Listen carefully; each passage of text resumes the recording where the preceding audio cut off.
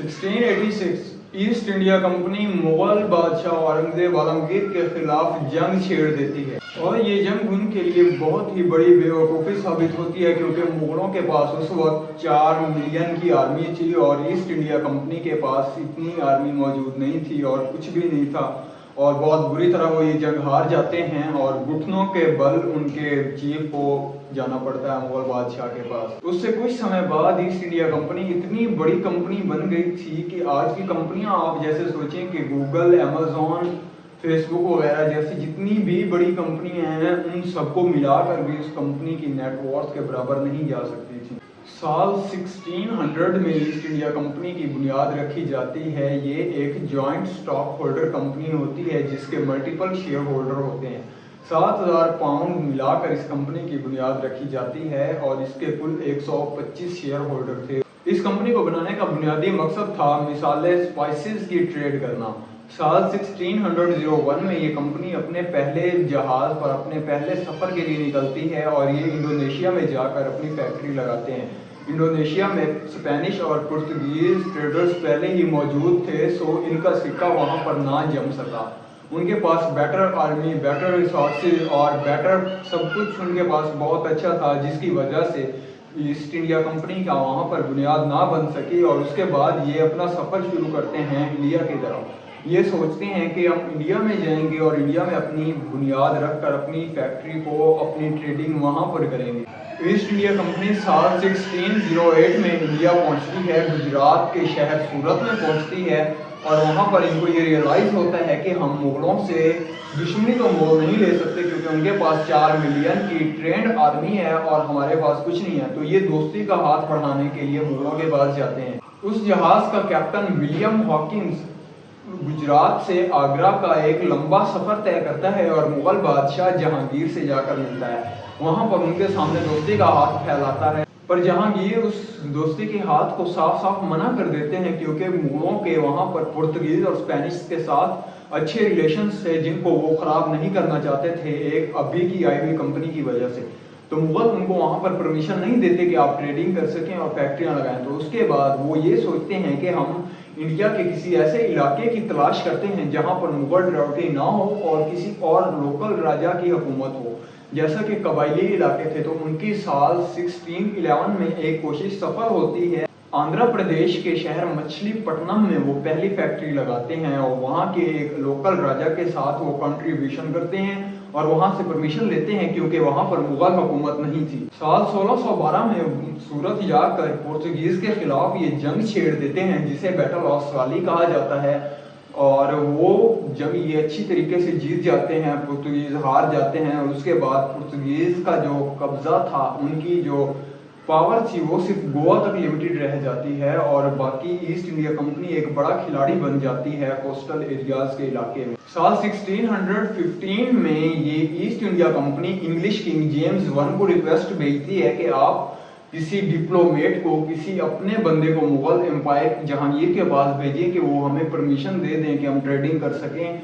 तो वो English king इनकी रिक्वेस्ट को मंजूर कर लेता है और सर थॉमस रॉय को भेजता है। सर थॉमस रॉय एक डिप्लोमेट था जो जहांगीर के पास आया और जहांगीर को बड़े बड़े तोहफे दिए और अपने अच्छे बिहेवियर की वजह से जहांगीर को इम्प्रेस करने में कामयाब हो गया। जो काम सर विलियम हॉकिंस नहीं कर पाए थे वो काम सर थॉमस रॉय ने कर दिया और जहांगीर ने बिलाखिर इनको ट्रेडिंग की परमिशन दे दी और कुछ शराइत पर ये परमिशन दी गई कि वो एनुअली टैक्स अदा करेंगे मुग़ल बादशाहों को, और इसके अलावा मुग़लों ने कुछ इन्हें ऐसी परमिशन भी दी कि कुछ इलाकों में सिर्फ यही कंपनी ट्रेडिंग कर सकती है, कोई इनका कॉम्पिटिटर ना होगा। ये company cotton, silk, Indigo, T और बाद में ओपियम की भी ट्रेडिंग करने लगी। इन्होंने उस परमिशन के बाद पहली फैक्ट्री सूरत में लगाई। सूरत के बाद ये मद्रास, अहमदाबाद और पटना में भी अपनी फैक्ट्रियां लगाने में सफल हो चुके थे। ये कंपनी अपनी फोर्टिफाइड बेसिस बनाने में भी कामयाब हो चुकी थी। अभी तक इनकी जो पावर थी वो साउथ ईस्टर्न कोस्ट लाइन के ऊपर और वेस्टर्न कोस्ट के ऊपर मौजूद थी, और अब ये बाकी पूरे इंडिया में भी ट्रेडिंग करना चाहते थे, क्योंकि इन्होंने देखा कि अब चादर बड़ी है तो हमें पाँव भी बड़े फैलाने चाहिए। तो अब इनका अगला मिशन था बंगाल के अंदर ट्रेडिंग करने का।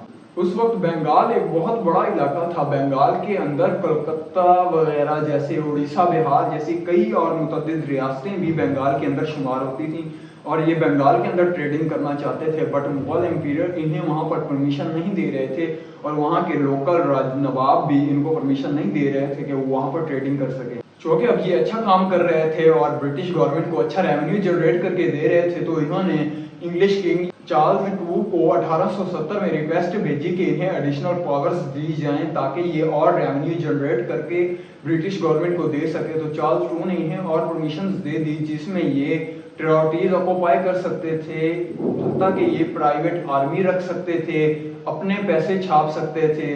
अब और आप मानेंगे नहीं, उन्होंने इनको ये तक परमिशन दे दी कि ये किसी कंट्री के साथ जंग भी छेड़ सकते हैं। आप इमेजिन करें कि आज की जो बड़ी कंपनीज हैं जैसे गूगल, माइक्रोसॉफ्ट, फेसबुक वगैरह हैं, टेस्ला है, इनके पास अपनी आर्मी हो प्राइवेट, इनके पास अपने टैंक्स हों, अपनी बंदूकें हों, ये अपना पैसा प्रिंट करें, इनके अपने कोर्ट्स हों और ये किसी कंट्री के साथ जंग छेड़ दें। क्या ऐसा पॉसिबल है आज के दौर में? बट उस वक्त ये पॉसिबल हुआ था। इंग्लिश किंग चार्ल्स II ने इन्हें ये सब परमिशंस दे दी थी ताकि ये और रेवेन्यू जनरेट करके ब्रिटिश गवर्नमेंट को दे सकें। साल 1682 में ये बंगाल के गवर्नर शाइस्ता खान के साथ नेगोशिएट करने की कोशिश करते हैं कि उन्हें वहाँ पर ट्रेडिंग के राइट्स दे दिए जाएं, बट वो ये बात नहीं मानते और उसके बाद ये रिक्वेस्ट मुगल बादशाह औरंगजेब के पास आती है, जो कि इस चीज़ को रिजेक्ट कर देते हैं कम्प्लीटली तौर पर। वो कहते हैं कि कितने भूखे हैं ये, इन्हें इतने इंडिया में परमिशन दे दी गई है और अब ये बंगाल के ऊपर भी ट्रेडिंग करना चाहते हैं। ईस्ट इंडिया कंपनी के जो गवर्नर थे जोसेफ चाइल्ड, वो नए आर्मी उन्हें मिली थी, नई नई पावर्स मिली थी ब्रिटिश गवर्नमेंट की तरफ से, तो वो औरंगजेब के खिलाफ जंग छेड़ देते हैं। जी हाँ दोस्तों, ये 1686 में ये हुआ और जिसकी बात मैंने वीडियो के स्टार्ट में भी की थी कि ये मुगल बादशाह के खिलाफ जंग छेड़ देते हैं और बुरी तरह वो इन्हें हराते हैं और उसके बाद इनको घुटनों के बल मुगल बादशाह के सामने झुकना पड़ता है। मुगल बादशाह से ये हाथ जोड़कर उनके पाँव पकड़ के माफ़ी मांगते हैं कि हमें ये माफ़ कर दिया जाए और उसके बाद मुगल बादशाह इनको माफ़ कर देते हैं। जी हाँ, जैसा कि औरंगजेब इन्हें माफ़ तो कर देते हैं पर इन पे 1.5 लाख का फाइन लगा देते हैं, जो कि मौजूदा दौर में 35 करोड़ रुपए बनते हैं। आज की अगर हम करेंसी के हिसाब से उस वक्त के पैसे को कंपेयर करें तो ये फाइन उन्होंने अदा किया और उसके बाद उनको रिलीफ दे दिए गए कि आप दोबारा ट्रेडिंग कर सकते हैं। ईस्ट इंडिया कंपनी को दोबारा ट्रेडिंग के राइट्स तो मिल गए थे, बट अभी भी वो अंदर अंदर मौके की तलाश में थे कि कैसे उन्हें मौका मिले और वो बंगाल के अंदर अपनी ट्रेडिंग स्टार्ट कर सके। तो ये मौका उन्हें मिलता है 1707 में, जब औरंगजेब की डेथ हो जाती है और मुगल खानदान के अंदर आपस में ही लड़ाइयाँ शुरू हो जाती हैं गद्दी हासिल करने के लिए। इसी मौके का फायदा उठाकर कुछ नवाब, कुछ राजा अपने इलाके के ऊपर पकड़ मजबूत करते हैं और वो मुगलों से आज़ाद हो जाते हैं। वो मुगल टेरिटरी से निकल कर अपनी खुद मुख्तार रियासतें बन जाती हैं।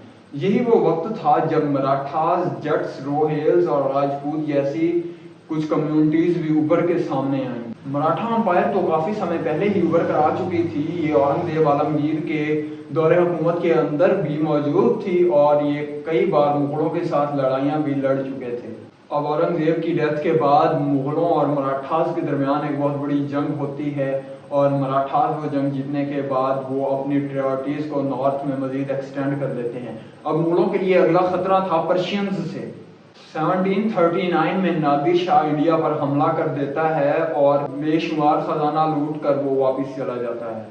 बहुत सारे लूट मार वो यहाँ पर मचाता है। उसके बाद 1748 में अहमद शाह दौरानी जो अफगान सरदार था, उसने इंडिया के ऊपर हमला बोल दिया। मुगल राजपूत और सिखों के साथ मिलकर अहमद शाह दौरानी और नादिर शाह को तो शिकस्त दे चुके थे, बट इतनी जंगों के बाद वो स्ट्रॉन्ग इकोनॉमिक क्राइसिस में फंस चुके थे और कई गवर्नरों ने भी उनको एनुअल रेवेन्यू देना बंद कर दिया था। एंड सब continent was decentralised into many reasons.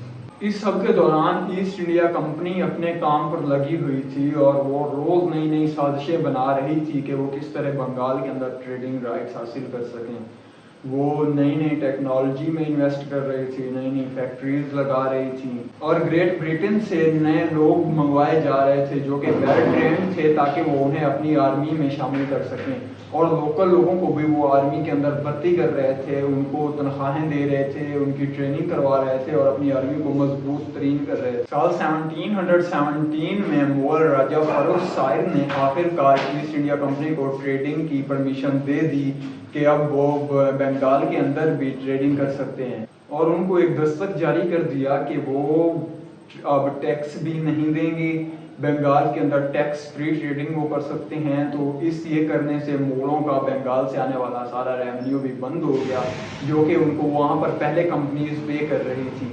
سال 1717 میں مرشد قلی خان جو کہ فارمر مغل گورنر تھا بنگال کا، وہ وہاں پر خود کو بنگال کا نواب ڈکلیئر کر دیتا ہے۔ وہ کہتا ہے بس بہت کر لی مغلوں کی غلامی، اب میں خود بنگال کے اوپر راج کروں گا اور خود ہی میں بنگال کا نواب ہوں۔ قلی خان وہاں پر ان سے دوبارہ ٹیکس کی ڈیمانڈ کرتا ہے ایسٹ انڈیا کمپنی والوں سے کہ آپ لوگوں کو اوپر مغلوں نے جو ٹیکس بند کیا تھا آپ اب مجھے دوبارہ اینولی ٹیکس دیں گے۔ تو یہ سننے کے بعد ان کے تو ہوش اڑ جاتے ہیں اور وہ کہتے ہیں کہ ہم کس طرح ٹیکس دے سکتے ہیں، ہمارے اوپر ٹیکس معاف ہے اور یہ ہمارے لیے بہت بڑا لاس ہوگا اگر ہم ٹیکس پے کرنا شروع کر دیں۔ تو یہ سب سوچنے کے بعد انہوں نے یہ فیصلہ کیا کہ وہ اب کسی طرح لوکل پولیٹکس میں گھسیں گے تاکہ وہ اپنا اثر و رسوخ برقرار رکھ سکیں اور مزید بڑھا سکیں۔ جیسا کہ اب مغل بہت زیادہ کمزور ہو رہے تھے اور ایسٹ انڈیا کمپنی کے کمپٹیٹرز ڈچ اور اسپینش لوگ بھی اس چیز کا بہت زیادہ فائدہ اٹھا رہے تھے، وہ بھی فائدہ اٹھانا شروع کر چکے تھے۔ جیسا کہ اب باقی ساری کمپنیز، کافی کنٹریز کی کمپنیز وہاں پر برِ صغیر میں آپریٹ کر رہی تھی، ٹریڈنگ کر رہی تھی، تو اب فرینچ بھی 70s میں آ کر برِ صغیر کے اوپر اپنی فیکٹریز لگاتا ہے۔ 70s کی سینچری کے اندر برِ صغیر کے اندر فرینچ اور برٹش دو بڑی پارٹیاں بچ جاتی ہیں اور بہت زیادہ ان کی پاور ہو جاتی ہے۔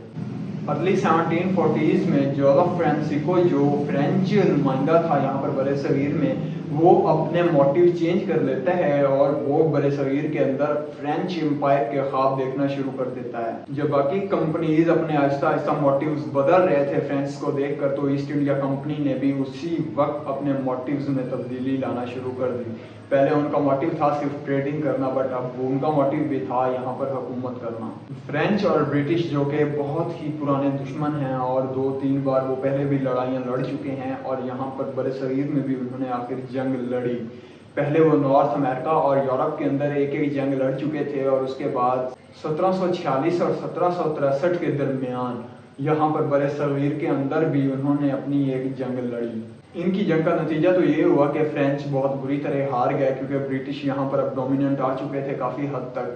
اور یہاں پر اب انٹرسٹنگ انفارمیشن آپ کو یہ ملتی ہے، سوچنے کی بات یہ ہے جو ٹرننگ پوائنٹ ہے مین، کہ لوکل راجہ پوری اوپر سے مغل حکومت تو ڈسٹرائے ہو چکی تھی، نام کی تھی، بٹ ان کا ابھی کوئی کنٹرول پورے برِ صغیر پر نہیں تھا جیسا کہ اورنگزیب کے دور میں ہوا کرتا تھا۔ اب لوکل راجہ، لوکل حکومتیں بہت ساری ابھر کر آ چکی تھی جنہوں نے فرینچ آرمی اور برٹش آرمی کو خود یوز کیا۔ برٹش آرمی اور فرینچ آرمی جو ایسٹ انڈیا کمپنی اور کمپنیز کی آرمیز تھی وہ بہت زیادہ ویل ڈسپلنڈ، ایڈوانس تھی، ٹیکنالوجی ان کے پاس تھی، تو یہاں کے لوکل راجاؤں نے خود یہ سوچا کہ ہم کیوں نہ ان کو اپنے کمپٹیٹرز کو شکست دینے کے لیے استعمال کریں۔ ایک ریاست میں 2 سے 3 بڑے کمپٹیٹرز ہوتے تھے جو اس ریاست کے اوپر قبضہ کرنا چاہتے تھے اور اپنی ڈومیننس چاہتے تھے، تو انہوں نے بظاہر تو ان آرمیز کو یوز کیا، بٹ اصل میں ان آرمیز نے ان کو یوز کیا۔ انہوں نے ان کو یوز کر کے اپنے کمپٹیٹرز کو ہرایا، اور اس کے بعد ان آرمیز کے اوپر بالکل یہ ڈیپینڈنٹ ہو چکے تھے۔ وہ آرمیز ان کو صرف ایز اے پپٹ رولر استعمال کرتے تھے اور اپنا حکم چلواتے تھے۔ سال 1756 میں سراج الدولہ بنگال کے نواب بنتے ہیں اور وہ یہ چاہتے ہیں کہ بس بہت ہوا ایسٹ انڈیا کمپنی کا راج، اب ان کو مجھے ٹیکس دینا ہی ہوگا، کیونکہ وہ کسی بھی صورت برداشت نہیں کرنا چاہتے تھے کہ یہ میرے علاقے میں آپریٹ کر کے مجھے ٹیکس نہ دے۔ تو وہ انگریزوں کے فورٹ ولیم کے اوپر اپنی فوج کے ساتھ حملہ کر دیتے ہیں، کئی سارے انگریزوں کو وہ جیل میں ڈال دیتے ہیں، کئیوں کی گردنیں اڑا دیتے ہیں اور ان کے خلاف وہ جنگ کرتے ہیں۔ یہ جنگ تو وہ جیت جاتے ہیں، بٹ انگریز چپ نہیں کرتے، وہ ان کے وہاں کے بہت بڑے کمپٹیٹر جگت سیٹھ جن کی فیملی وہاں کی بہت رئیس فیملی تھی، جن میں بینکرز، بہت بڑے بڑے ٹریڈرز اور بہت ہی اثر و رسوخ تھا وہاں پر بنگال کے علاقے میں اس فیملی کا، اور وہ نواب سراج الدولہ کے بہت بڑے کمپیٹیٹر بھی تھے، اس کے ساتھ ہاتھ ملاتی ہے۔ اور اس کے علاوہ نواب سراج الدولہ کی آرمی کا جو کمانڈر ہوتا ہے میر جعفر، ایسٹ انڈیا کمپنی ان دونوں پارٹیوں کے ساتھ ہاتھ ملا کر نواب سراج الدولہ کی پاور کو ختم کرنے کے سپنے دیکھ رہی ہوتی ہے اور سازشیں چلا رہی ہوتی ہے۔ میر جعفر ان کا کمانڈر جو تھا وہ خود راجہ بننے کے سپنے دیکھ رہا ہوتا ہے، وہ خود وہاں کا نواب بننا چاہتا ہے۔ جب اس بات کی خبر سراج الدولہ کو لگتی ہے اور وہ سوچتا ہے کہ یہ میرے ساتھی نے انگریزوں کے ساتھ ہاتھ ملا لیا ہے تو کیوں نہ میں بھی فرینچ کے ساتھ ہاتھ ملا لوں، وہ جا کر فرینچ کے ساتھ ہاتھ ملا لیتا ہے اور فرینچ آرمی کو اپنے ساتھ کر لیتا ہے۔ اس کے بعد ان کے درمیان جنگ ہوتی ہے جس کو کہا جاتا ہے بیٹل آف پلاسی۔ سن 1757 میں یہ جنگ پلاسی لڑی گئی اور سراج الدولہ کی 15 گنا بڑی آرمی ہونے کے باوجود بھی وہ یہ جنگ ہار جاتا ہے، کیونکہ اس کا کمانڈر خود بغاوت کر دیتا ہے ان کے خلاف۔ اس جنگ کے بعد ایسٹ انڈیا کمپنی میر جعفر کو اپنا پپیٹ نواب بنا دیتی ہے بنگال کا، اور اب اس جنگ کے بعد وہاں پر فرینچ ڈومیننس بھی ختم ہو چکی تھی۔ فرینچ اور برٹش کی جنگ کے بعد اب فرینچ صرف بنگال کے علاقے چندران نگر میں ہی رہ گئے تھے، بٹ اس جنگ پلاسی کے بعد ان کا وہاں پر بھی اثر و رسوخ ختم ہو گیا اور وہ علاقہ بھی برٹش لوگوں کے پاس آ گیا۔ یہاں پر اب جنگ پلاسی ایک بہت ہی بڑا ٹرننگ پوائنٹ ہے، کیونکہ یہ وہ پوائنٹ ہے جب برٹش لوگوں کو پولیٹیکل پاورز ملی۔ اب میر جعفر ان کا ایک پپٹ حکمران تھا اور ساری پاورز برٹش حکومت کے اور ایسٹ انڈیا کمپنی کے ہاتھ میں تھی۔ جب کچھ ٹائم گزرتا ہے تو اس کے بعد میر جعفر بھی ان کا صحیح سے وفاداری نہیں کر رہا ہوتا، وہ بھی صحیح سے پپٹ رول نہیں پلے کر رہا ہوتا۔ تو یہ دیکھنے کے بعد ان کے سن ان لا میر قاسم کو ایسٹ انڈیا کمپنی بنگال کا نواب بنا دیتی ہے۔ میر قاسم کو نواب بنایا گیا 1761 میں، اور 1763 میں یہ بھی ان کی صحیح طور پر پپٹ کا رول نہیں پلے کر رہا ہوتا اور یہ ایسٹ انڈیا کمپنی کے خلاف جنگ کا اعلان کر دیتا ہے۔ یہ ان کے خلاف بغاوت کر دیتا ہے۔ چونکہ اب ایسٹ انڈیا کمپنی بہت بڑی پاور بن چکی تھی تو انہوں نے اس کو ایک ہی جھٹکے میں ہرا دیا، اور اب انہوں نے واپس میر جعفر کو بلایا اور ان کو کہا کہ ہم آپ کو دوسرا موقع دے رہے ہیں، اب آپ نے صحیح والا پپٹ بننا ہے اور دوبارہ غلطی کی کوئی گنجائش نہیں ہے۔ تو دوبارہ میر جعفر کو وہاں کا نواب بنا دیا گیا۔ میر قاسم کو یہ بعد میں جا کر ریئلائز ہوا کہ وہ اکیلے ایسٹ انڈیا کمپنی کا خاتمہ نہیں کر سکتے، انڈیا سے نہیں بھگا سکتے، اس لیے وہ مغل بادشاہ شاہ عالم III کے پاس گئے اور اودھ کے بادشاہ شجاع الدولہ کو ساتھ ملا کر ان 3 پارٹیوں نے یہاں پر ایسٹ انڈیا کمپنی کے خلاف جنگ کا اعلان کر دیا۔ 1764 میں یہ جنگ بکسر لڑی گئی، بیٹل آف بکسر کہا جاتا ہے اس کو، جس میں میر قاسم، شاہ عالم III مغل بادشاہ اور شجاع الدولہ اودھ کے راجہ، ان تینوں نے مل کر ایسٹ انڈیا کمپنی کے خلاف لڑی۔ یہ جنگ بھی وہ تینوں ہار گئے تھے کیونکہ برٹش کے پاس اب بہت ہی زیادہ آرمی موجود تھی وہاں پر۔ اس کے بعد برٹش لوگ فیصلہ یہ کرتے ہیں کہ بس ہم نے بہت کھیل لیا یہ پپٹ والا رول، اب کیوں نہ ہم خود اپنی لیگلی طور پر بنگال کے اوپر حکومت ڈکلیئر کرتے ہیں۔ ٹریٹی آف الہ آباد کے اکارڈنگ وہاں کے رابرٹ کلائیو کو بنگال کا کمانڈر ان چیف اور گورنر جنرل بنا دیا گیا، اور وہاں پر کمپلیٹلی طور پر بنگال میں ایسٹ انڈیا کمپنی کی حکومت تھی۔ شاہ عالم II مغل بادشاہ نے بھی یہ پہلے فرمان جاری کیا ہوا تھا کہ ایسٹ انڈیا کمپنی بنگال کے اندر خود ہی ٹیکس کلیکٹ کر سکتی ہے، وہ خود ہی وہاں کے چھوٹی موٹے ٹریڈر سے اپنا ٹیکس وصول کر سکتی ہے، اور اب ایسٹ انڈیا کمپنی کے پاس ٹریڈنگ کے علاوہ ایک اور بہت بڑا سورس آف انکم تھا جو کہ ٹیکسز کا ریونیو تھا۔ اور ویسٹرن کوسٹ کے اوپر پہلے ہی ایسٹ انڈیا کمپنی کی کافی سارا اثر و رسوخ تھا، ساؤتھ ایسٹرن کوسٹ کے اوپر بھی تھا، اور بنگال بھی پورا ان کے قبضے میں تھا اور ان کے پاس بہت ساری پاورز بھی تھی۔ تو یہ چاہتے تھے کہ یہ اپنی پاور کو، اپنے اثر و رسوخ کو پورے برِ صغیر میں پھیلائیں۔ تو اس کے لیے انہوں نے 3-4 اسٹریٹجیز اپلائی کی۔ انہوں نے سب سے پہلے اپنے ریزیڈنٹریز کو برِ صغیر کے مختلف علاقوں میں بھیجا، ہر علاقے میں بھیجا، وہاں کے لوکل نوابوں کے ساتھ انہوں نے ہاتھ ملائے، دوستی کی، اور وہاں پر ان کو پولیٹیکل مشورے دیے، ان کو نئی نئی اصلاحات کروائیں اور ان کے اچھے دوست بن کے ان کے ساتھ اچھے ریلیشنز بنائے اور اپنی پاور بڑھائی۔ دوسری ٹیکنیک انہوں نے جو استعمال کی وہ سبسڈری الائنسز بنائے۔ ان کے جو ریزیڈنسی تھے، وہ جو وہاں پر رہتے تھے الگ الگ علاقوں میں، انہوں نے وہاں پر نوابوں اور راجاؤں کے ساتھ سبسڈری الائنسز بنائی، جس کے تحت وہاں کے لوکل راجا اپنی آرمی نہیں رکھ سکتے تھے۔ برٹش آرمی جو ایسٹ انڈیا کمپنی کی ہے وہ ان کو بیرونی خطروں سے، بیرونی حملوں سے بچائے گی۔ وہ ایسٹ انڈیا کمپنی ان کے انٹرنل افیئرز جو ہیں وہاں پر اپنی ٹانگ نہیں اڑائے گی اور باہر ان کی حفاظت کرے گی۔ یہ ظاہری طور پر دیکھنے میں ان کو بہت اچھی صلاح لگی، کیونکہ ان کا اپنی آرمی کی مینٹیننس کا جو پیسہ تھا وہ بچ رہا تھا، آرمی کو انہیں مینٹین نہیں کرنی پڑ رہی تھی۔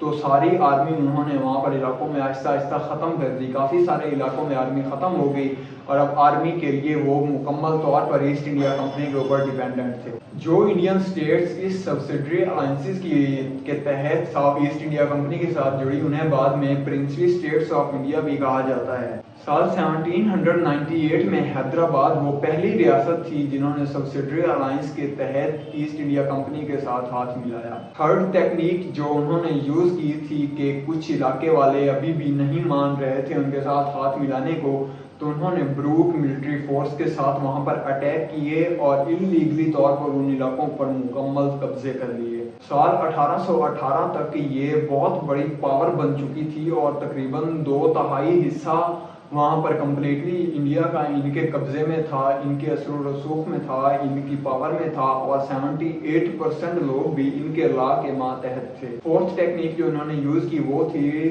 Doctrine of lapse. اس کے تحت جب بھی کوئی لوکل راجا نواب مرے گا اور اس کے کوئی نیچرل سکسیسر نہیں ہوگا تو وہ علاقہ آٹومیٹکلی ایسٹ انڈیا کمپنی کے ماتحت چلا جائے۔ سال 1848 میں سورت، 1852 میں ادھے پور، 1853 میں ناگپور، 1854 میں جھانسی اور 1856 میں اودھ جیسے علاقے بھی ان کے ماتحت چلے گئے۔ مزید کنٹرول کے لیے الگ الگ ایڈمنسٹریٹو ریفارمز بھی یہ لاتے رہے۔ ایڈمنسٹریٹو ریفارمز کے ذریعے بھی انہوں نے بہت علاقوں پر اپنا قبضہ بنایا اور ایک قبضہ تو انہوں نے کر لیا، اس کے بعد آگے اس قبضے کو مزید برقرار رکھنے کے لیے، چلانے کے لیے انہوں نے الگ الگ وقت پر الگ الگ تبدیلیاں قانون میں کرتے رہے، الگ الگ ریفارمز لاتے رہے۔ فار ایگزامپل 1773 میں انڈین ریگولیٹری ایکٹ کے تحت انہوں نے بنگال میں گورنر جنرل کی پوسٹ کریٹ کی۔ ارلی 1800 سینچری میں وہاں پر جو ایک دو بڑی طاقتیں بچی تھی جن میں مراٹھا امپائر اور میسور کنگڈم تھا، ان کے ساتھ مغلوں کو ایسٹ انڈیا کمپنی نے کیا کیا، اس کے اوپر ایک الگ ویڈیو بن سکتی ہے اور انشاءاللہ ہم الگ ویڈیو بنائیں گے۔ ڈاکٹرائن آف لیپس کے بعد 1857 میں ریوولٹ ہوتی ہے، دی ریوولٹ آف 1857، جسے first world war of independence کہا جاتا ہے، پہلی جنگ آزادی۔ According to Government of India Act 1858 کے تحت British government East India Company کو نیشنلائز کر دیتی ہے۔ ساری آرمیز، پرائورٹیز اور پیسہ جو ایسٹ انڈیا کمپنی کے پاس تھا وہ برٹش گورنمنٹ کے پاس چلا جاتا ہے۔ اس ٹائم سے ایسٹ انڈیا کمپنی کا راج ختم ہوتا ہے اور برٹش راج شروع ہو جاتا ہے۔ 1874 میں ایسٹ انڈیا کمپنی کو کمپلیٹلی طور پر ڈیزالو کر دیا جاتا ہے۔